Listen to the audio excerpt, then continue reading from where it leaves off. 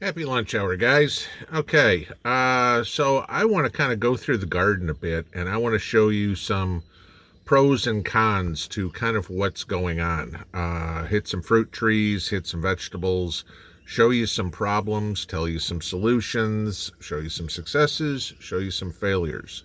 So let's take a move out here, and I'm going to show you some different things here that you can probably get ready to get used to this summer. Let's start here. Let's start at my grapes. And this is a grapevine that I started growing last year. But I want you to look at this. That is not what you're supposed to see on grapes. Mrs. P and I came out the other day and saw hundreds of Japanese beetles on here. They were eating the leaves alive. As you can see, grape leaves are not supposed to look like lace. So the best thing we got out here and did is a spray bottle or pump sprayer full of Sevin, S-E-V-I-N, and sprayed all our grapes. We move over here. I'm going to show you this as well. Okay, this is my cherry tree, and they started getting into my cherry tree. And if we look at some of these leaves, same thing. They look like lace. They were eating all the new growth on them.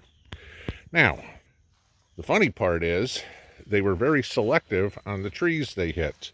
They hit the grapes, but they left the muscadines alone. They hit the cherry tree. They hit a little bit on the peach tree. A little bit, just a tiny bit on the plum tree. Left the apples and left the pears completely alone. So, this is one example of why you need to go out and check your fruit trees on a regular basis. That damage was one day. I got a gnat flying in my face. So yeah, that's what they were able to do in one day, and we knocked this out Thursday evening.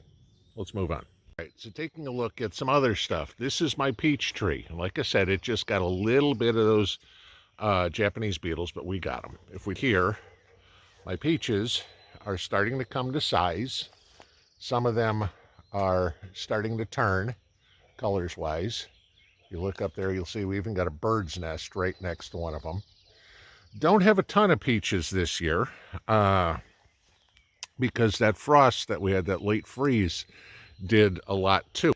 Now, there's an interesting thing that I've noticed. I am standing on the northeast corner of my tree, and the northeast corner of the tree has a good amount of peaches on it. If I go to the southwest, there's nothing on this side of the tree. Not a peach to be seen. That I have no idea why. But, because, look, it's not like this tree isn't filled out and green and everything like that on this side of the tree. But there's nothing to speak of whatsoever on the southwest side of the tree. I don't know, but there's something to watch and pay attention to. We'll go take a look at some veggies. Okay, moving along. So in the potato patch, and this is one downside to not being able to use weed fabric or anything like that. You guys know I use. But for root crops, it's basically impossible. So this is my potato. Now, we've already been harvesting potatoes, and as you can see, my potato plants are already dying back. So I will probably be pulling all my potatoes early here. They're 60 days, something like that in, but we're already pulling baseball-sized potatoes. So that's not bad. We go over here, and if you can see it through the weeds, but this is my beet patch. And, there you can see. But I have pulled out, probably already 20 pounds of beets out of here. And the beets are doing very well. I've got a bunch more to pull. But this will all get pulled up here probably in the next week or so, and I will be ready for a fall planting. Believe it or not, we're already talking about that. Corn, sweet corn. There you go. My sweet corn is tasseling, which is good. Some of it is, at least. And as we walk around, to give you an idea of height, the corn is probably... the shorter ones are 5 feet. The tallest ones are probably just hitting about 7. So we're getting there for the corn tasseling, moving on along.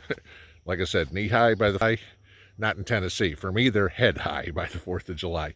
So I will probably be pulling corn here by the end. Okay, so this is where it gets interesting. And I'll start from one end and work to the other. This is where Mrs. P and I planted all her English cucumbers. And as you can see, I've got flowers coming up. The English cucumbers are looking good. I've already got, if we can see in there, there's already a cucumber forming.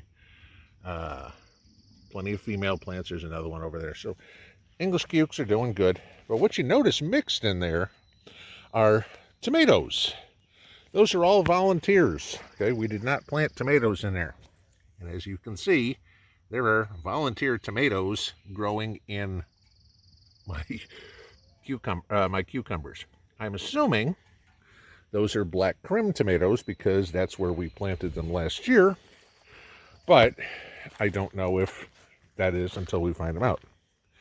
My cabbage. Okay, you guys know I've harvested a whole bunch of it. There's a couple left. But you can see they're starting to really get chewed up.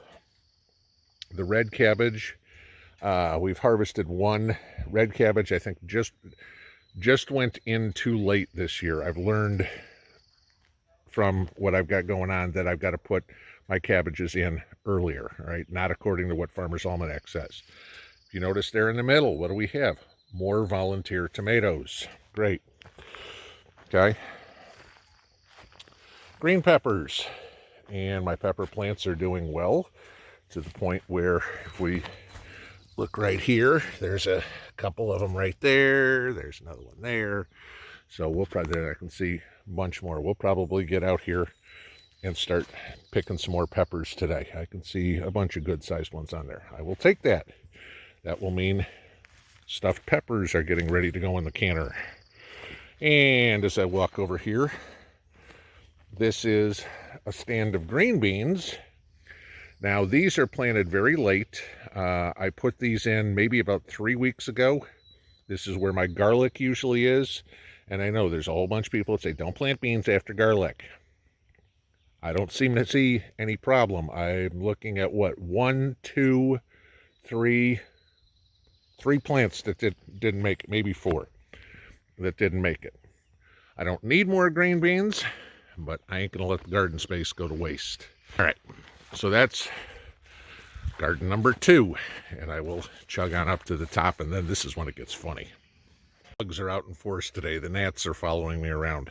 Okay, so we're gonna start, and this is the tomato patch, or one of them. This is ones we actually planted.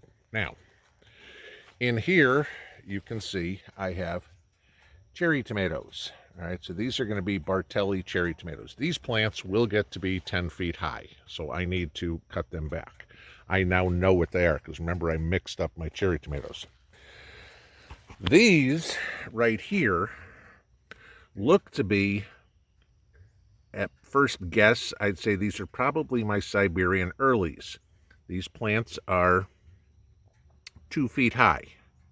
These are the 2 that had the electroculture on them.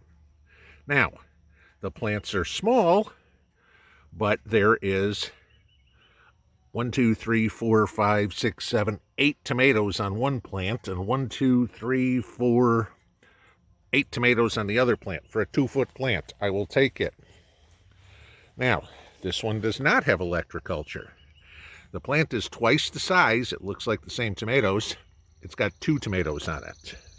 These over here, here's another cherry, I can tell that. Okay.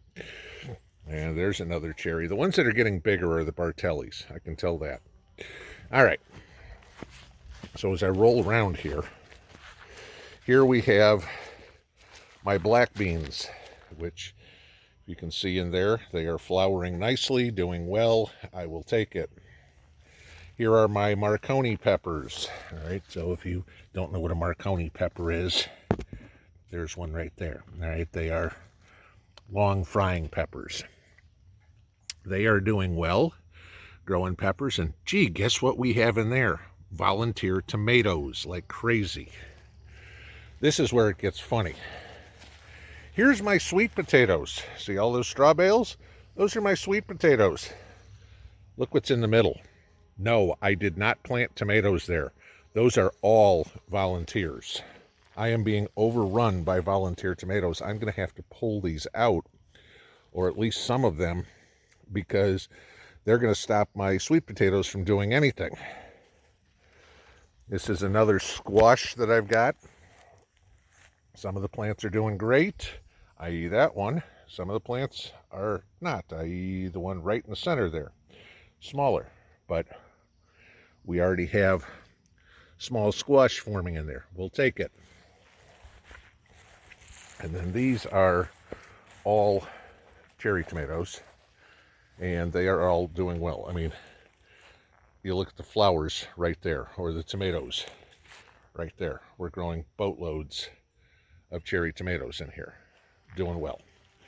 All right, and finally we get into the last garden. Okay, so show you this here, and we'll go left to right. Right there, those are our pickling cucumbers, and they are doing well. If you can, let's see if I can get close enough. We are going to have pickling cucumbers here soon. There's the first one. So we'll be picking these quickly.